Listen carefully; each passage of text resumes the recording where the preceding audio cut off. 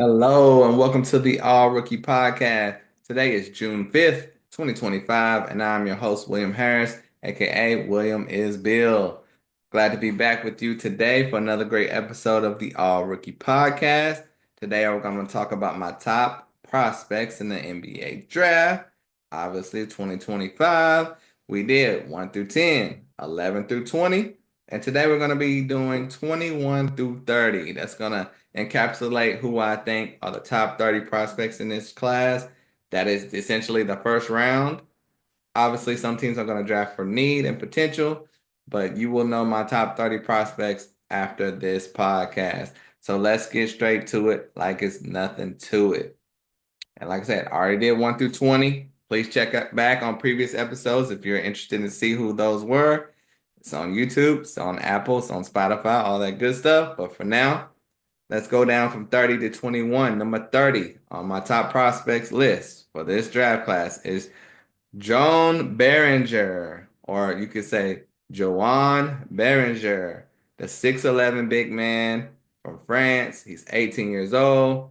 At the time of his scouting that I saw, he only averaged 4.5 points, 4.5 boards, 1.5 blocks. His season is still going on right now. He is showing improvement as the season is going along right now, but the film is still the film. And from what I see on the tape, Joan Berger, I mean, he could be Jackson Hayes. That's kind of who he is trajectory to be like. He also could be Jericho Sims. Tall centers that can't shoot, that are very athletic, that can run up and down the court, that can block shots, but are still raw. And that's what I see with Joan Behringer. But the fact that he's 18 years old, people are going to see that potential and the ability. Can he be Derek Lively? That's what everyone's looking for after Derek Lively worked out so well for the Mavs.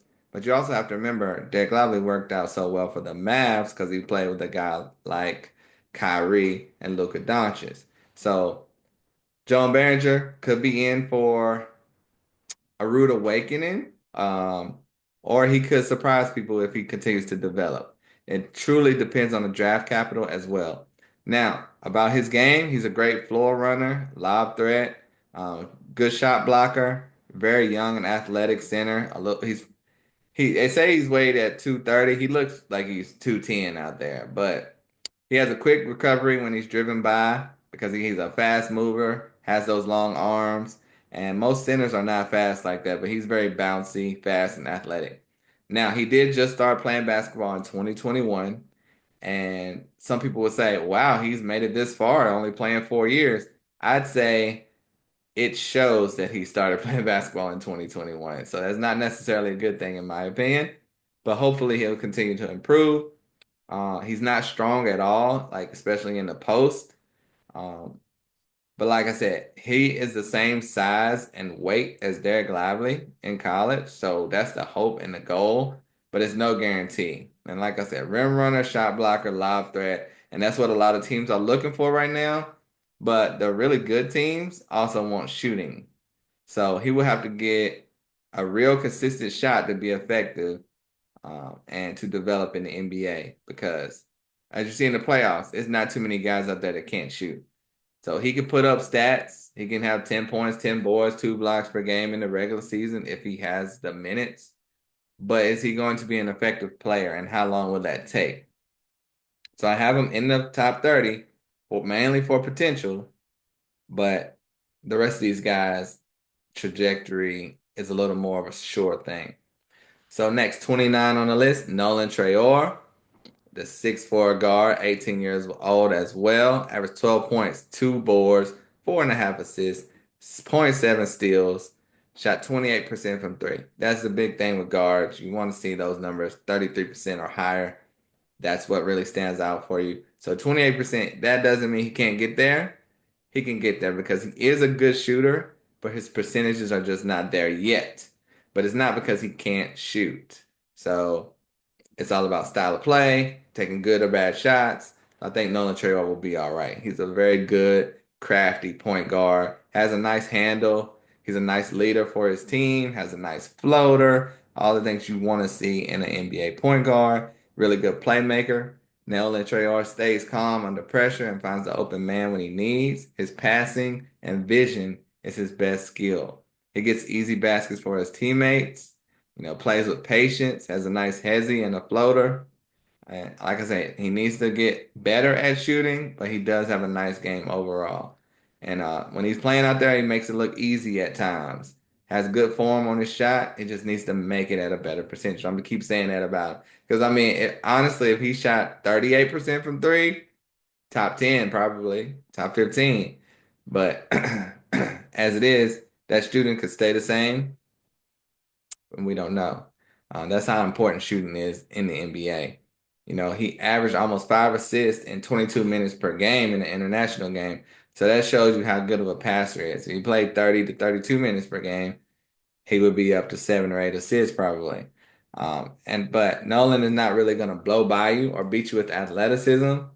Uh, like I say, he's more crafty, but he is a good player. I don't know if he's a starter on a team unless he is on a really good team that doesn't need him to score necessarily.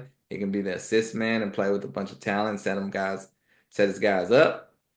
So I would prefer him to go to a good team or he can get lost in the shuffle. So I think I've seen him mocked in the lottery. And so if he goes to a bad team, people might be saying, oh, he was a bust or that was a bad pick. But I honestly think he's the type of player that needs really, really talented players around him to be successful. So we shall see.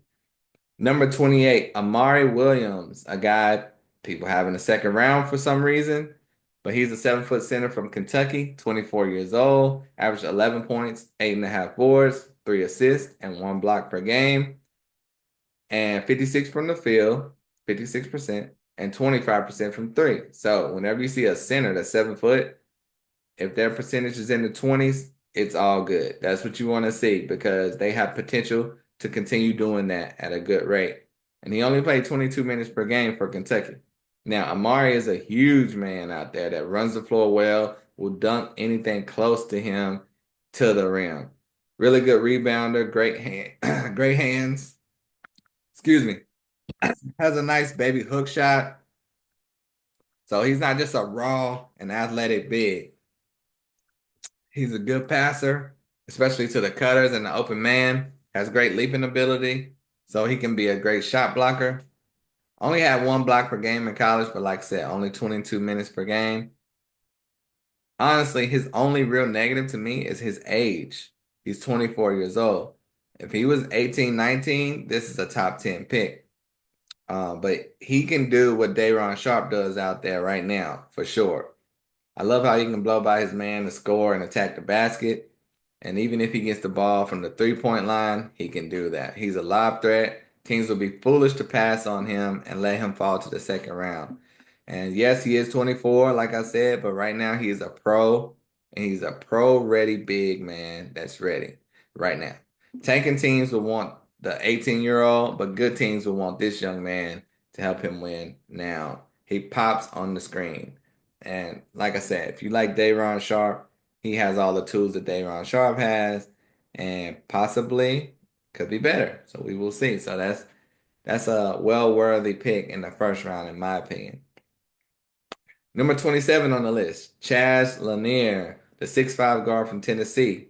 Unfortunately, 23 years old. People hate that. But Chaz averaged 18 points, 4 boards, and 1 steal per game. And the key is he shot 39% from three. Now, Chaz is an excellent shooter, very athletic guard, great finisher for his size. He can pull up from anywhere, great handles, doesn't get rushed out there even when he's double teamed. He can get to the paint with ease. Sometimes he may dribble a little too much, but his shooting is truly special. His age is literally his only negative. If you're looking for a great shooter at shooting guard, you can't go wrong with Chaz Lanier. And most guys who shoot like him can't dribble as well as he can.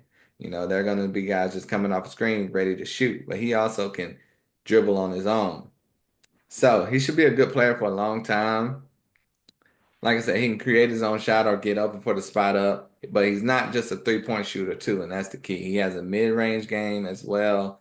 At worst, if you want to make a floor comparison, it would be KCP.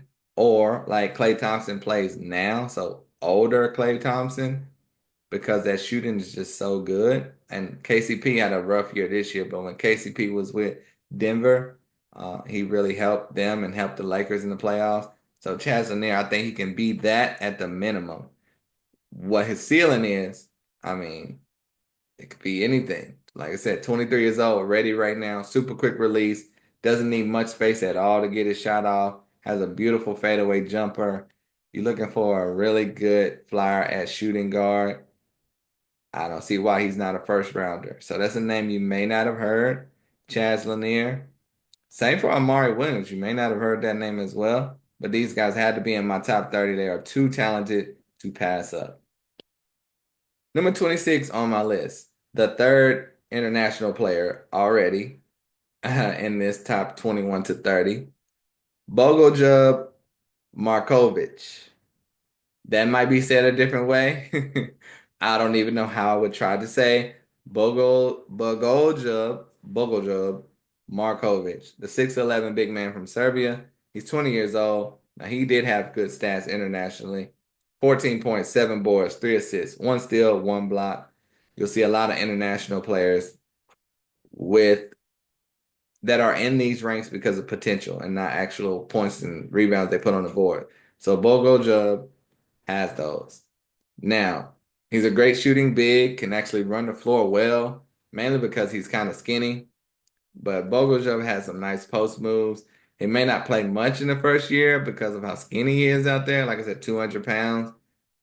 Like, for instance, Chaz Lanier is 207 and he's 6'5". Bogoljub is 6'11 and 200. So 6 more inches and he weighs less than that guy. And like I said, 6'11", 200. Amari Williams is 7 foot, 260. So imagine Bogoljub going against Amari Williams. That's gonna be an issue.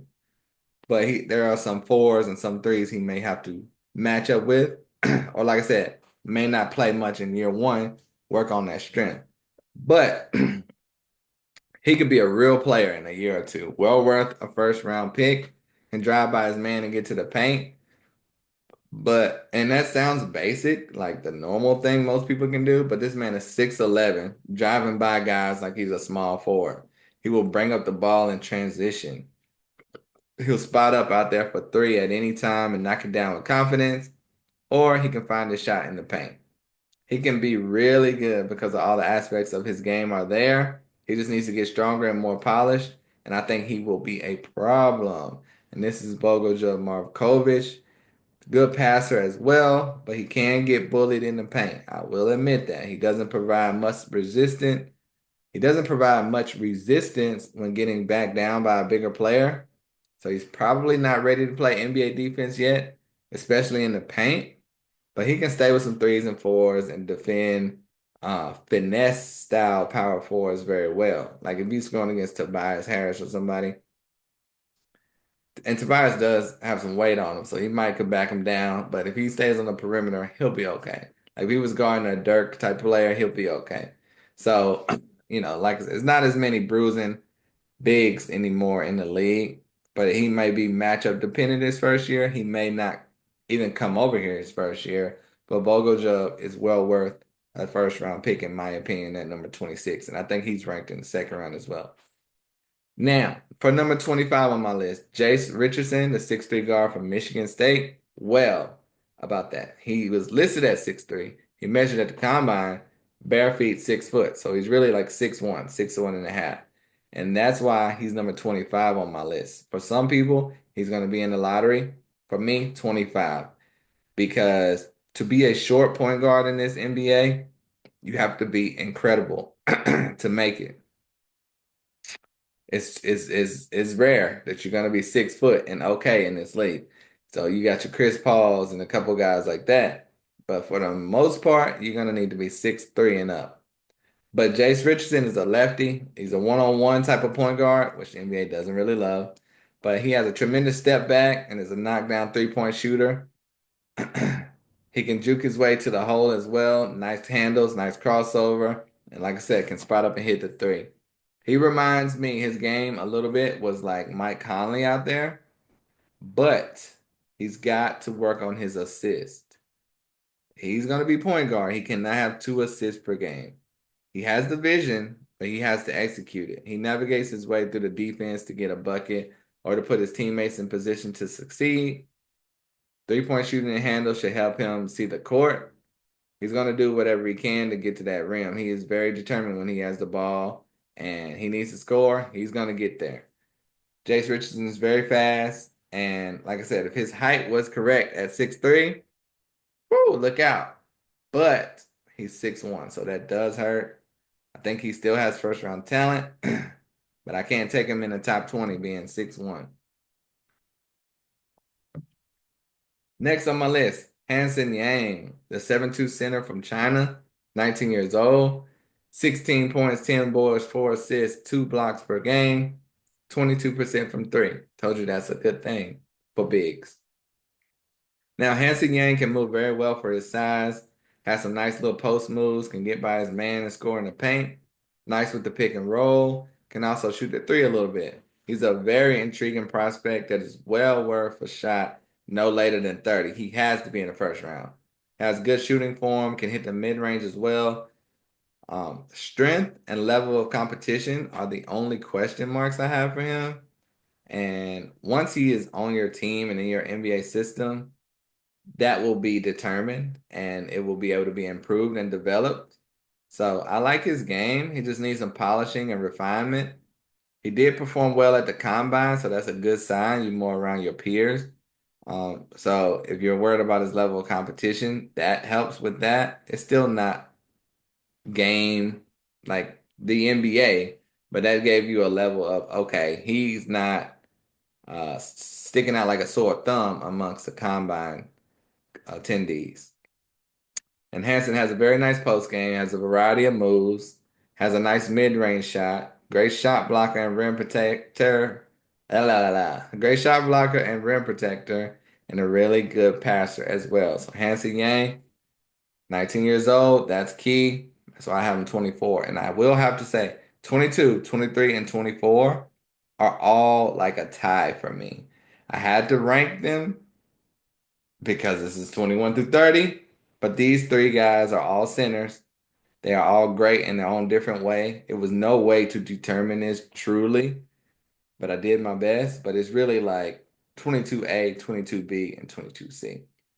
Now, speaking of that, technically number 23 on my list, Ryan Kalkbrenner. He's ranked in the second round for some reason, but the 7'1" big man from Creighton, he is 23 years old, averaged 19 points, 9 boards, 3 blocks, shot 34% from three. That is special. Now, Ryan Kalkbrenner is just a great shooter in general, like especially for a big man and especially from the three-point line. He also is a lob threat, has great hops, can post up like a traditional big, post up a little slow, but he gets great position.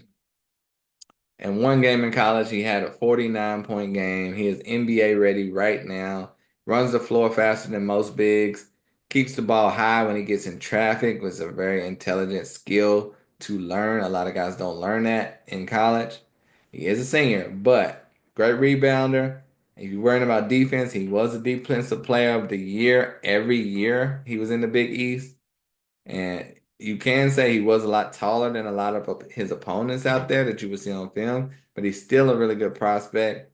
He needs a little more work on his post moves to be even better, but he's a great shot blocker, great rebounder. He's ready to contribute right away.